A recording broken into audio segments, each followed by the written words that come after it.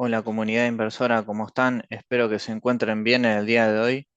En el día de hoy les vengo a traer otra temática en este video que va a tratar un poco acerca de los instrumentos que ajustan por inflación.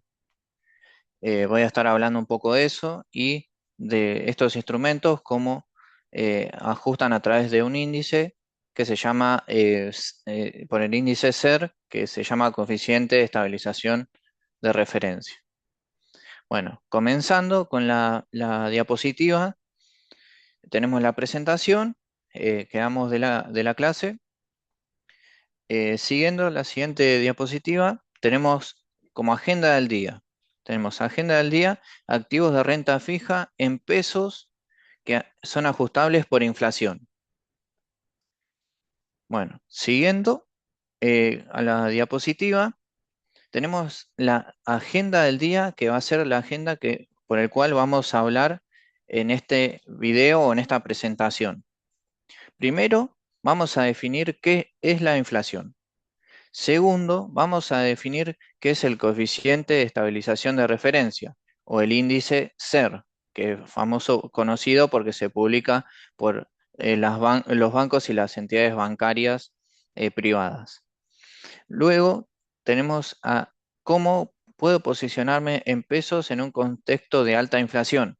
Esta es una pregunta frecuente que se desarrolla en el ámbito de inversores privados, que es muy consultado y muy preguntado en la actualidad. Luego tenemos qué tipo de instrumentos de renta fija en pesos ajustables por ser tenemos. Luego tenemos las LECER y BONCERS. ¿Cómo puedo operarlos? Esto básicamente es como puedo comprarlo y venderlo dentro de lo que es el mercado de capitales. Y por último, tenemos la conclusión final de lo que es la presentación del video y de todo el conjunto de temas que vamos a ver en la clase de hoy. Bueno, siguiendo a la siguiente diapositiva, vamos a hablar un poco acerca de lo que es la inflación como definición principal. Primero, la definición la podemos definir como que es el aumento generalizado del nivel general de precios de los bienes y servicios, de la economía en su conjunto. Esto quiere decir que es el aumento generalizado de todos los bienes y servicios de la economía, cuando nos referimos a la inflación. Es el aumento de precio generalizado. Cuando hablamos del índice SER, estamos hablando de un coeficiente que ajusta por el INDEC, por el índice de precio al consumidor publicado por el INDEC. Es decir, que es un coeficiente que ajusta por el índice de precio al consumidor, o el famoso IPC. Luego, la función que tiene el tipo de coeficiente es ajustar el capital de instrumentos financieros y contratos por inflación. Es decir, esta es la finalidad que tiene el coeficiente SER. Básicamente es reflejar la inflación que se vio reflejada en un periodo de tiempo a los instrumentos financieros. Luego, tenemos que se trata de un coeficiente que permite indexar a los instrumentos financieros en pesos, a la inflación que hubo en un periodo determinado. Luego tenemos que escoger instrumentos financieros que ajusten por ser es ideal en contextos económicos inflacionarios, como el actual. Recordemos igual que no es un contexto tan inflacionario como fue en el gobierno de Alberto Fernández, que ahí la inflación estaba prácticamente desbordada. Este contexto es un contexto inflacionario que se está tratando de contener bajo pinzas, pero que no es una inflación que es desbordante, digamos. Bueno, pasando a la siguiente diapositiva,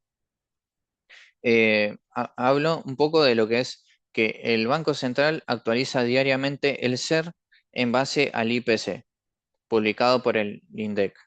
Esto quiere decir que el SER va a ser actualizado día a día de acuerdo al IPC que publique el índice, el INDEC. Y si nos encontramos en contextos inflacionarios en ascenso, debemos posicionarnos en instrumentos que ajusten por ser. Esto es muy importante. De acá vienen instrumentos como LESER y BONSER, que son letras o bonos ajustables por inflación y que están nominados en moneda nacional, es decir, el peso. El índice de inflación, como se publica el día 13 o posterior de cada mes, los instrumentos que ajustan por ser capturan la inflación del periodo anterior, lo cual los instrumentos ajustan por inflación del mes pasado. Esto quiere decir que cuando compramos un instrumento en pesos ajustado por ser, va a traer la inflación de arrastre de los meses anteriores y el mes correspondiente al que yo estoy comprando todavía no va a ajustar por lo que es ese mes. Es decir, que siempre el índice este va rezagado con lo que es la inflación de ese periodo, del periodo actual, del momento cero. Siempre va a arrastrar la inflación del periodo T-1.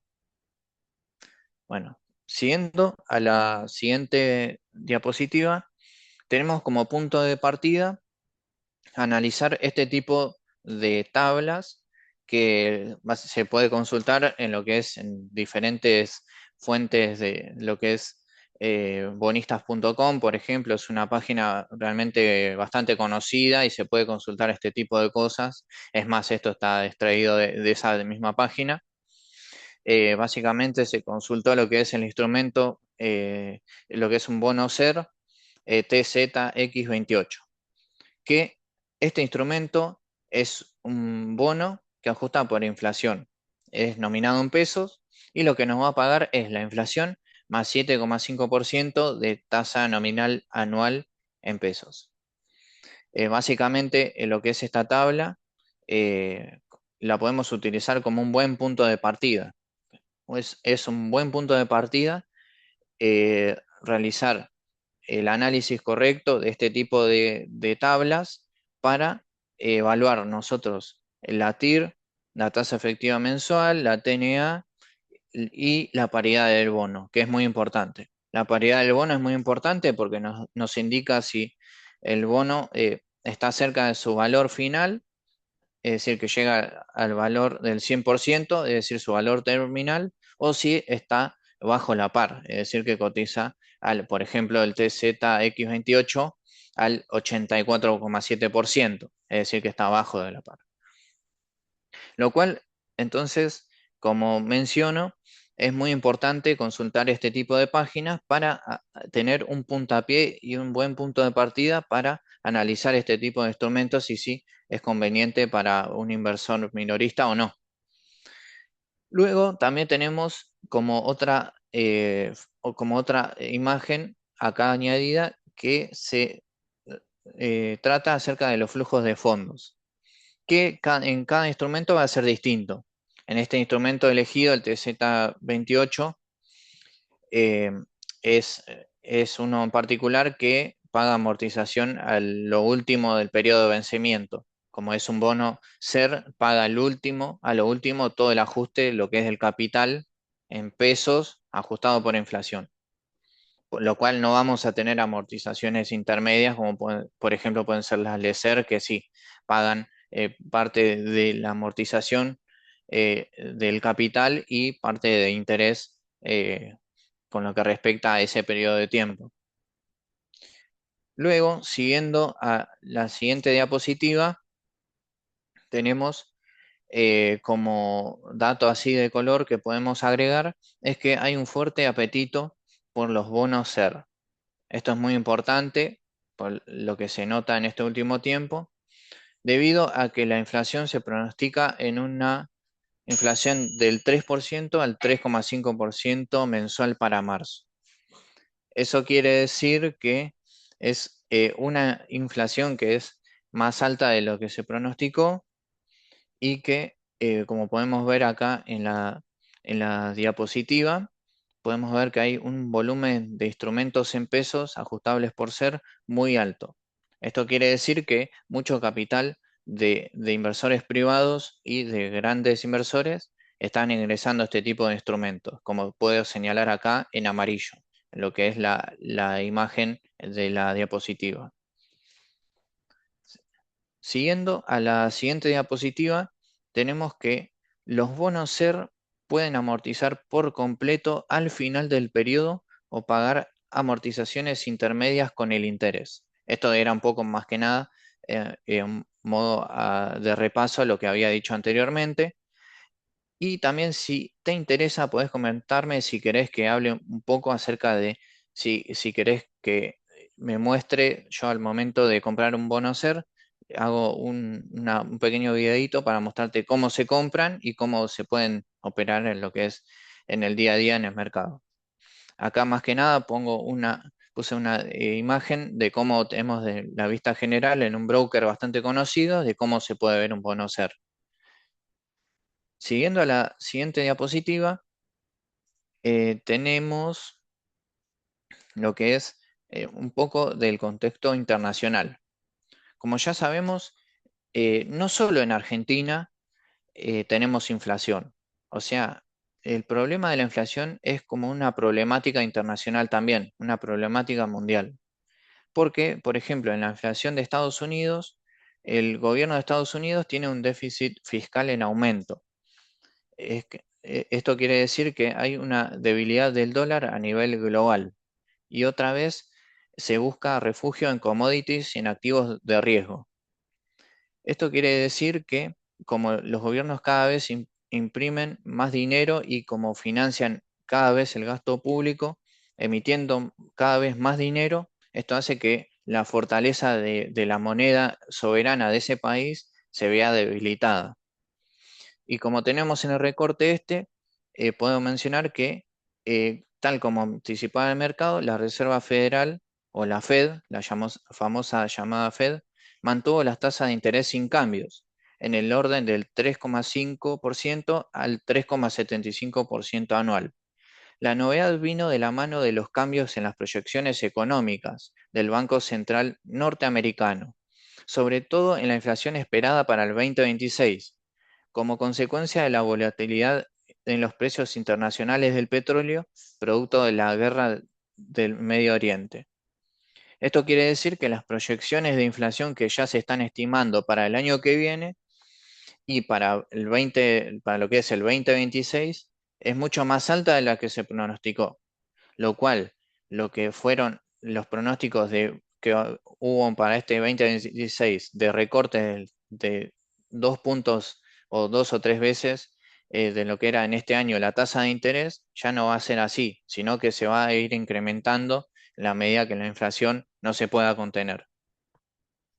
Luego, siguiendo a la siguiente placa, tenemos la deuda soberana de Estados Unidos.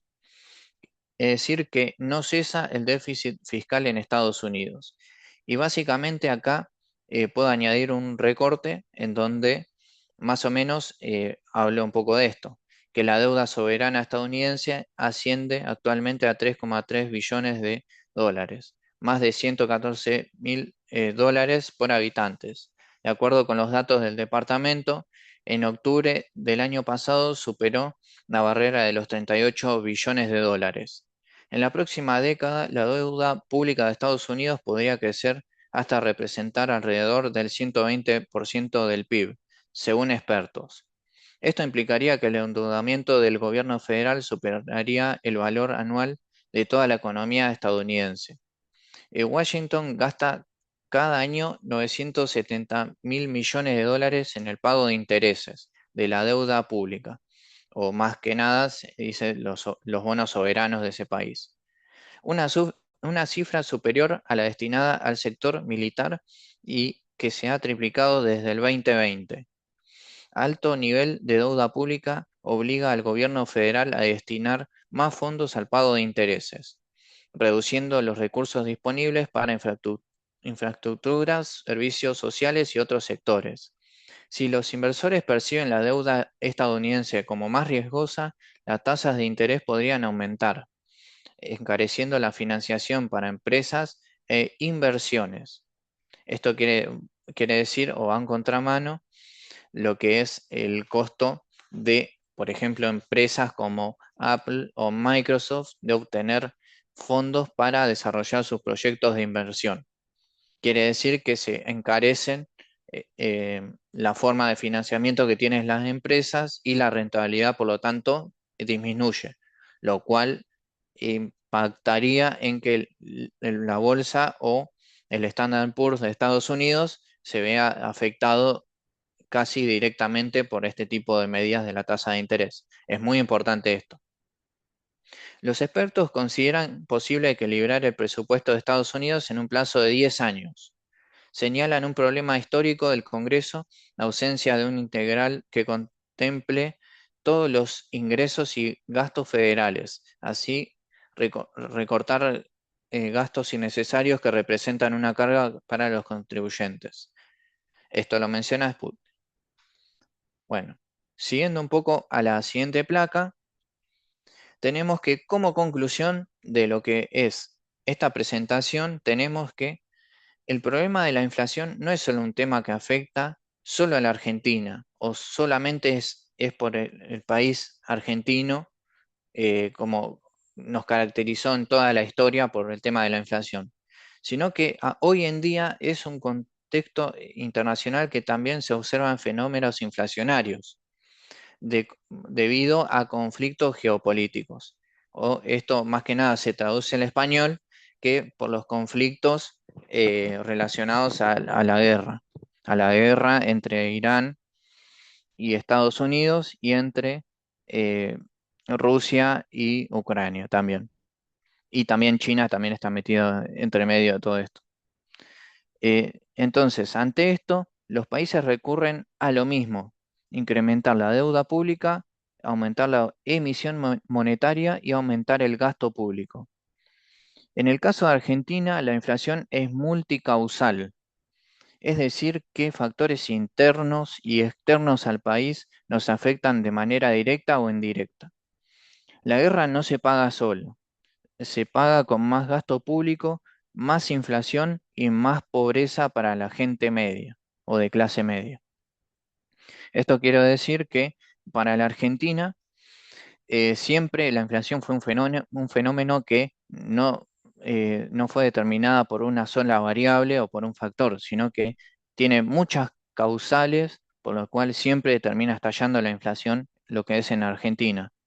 No así en países más desarrollados. Ahí ya estamos hablando de otro tipo de fenómenos por los cuales se desarrollan estos fenómenos inflacionarios.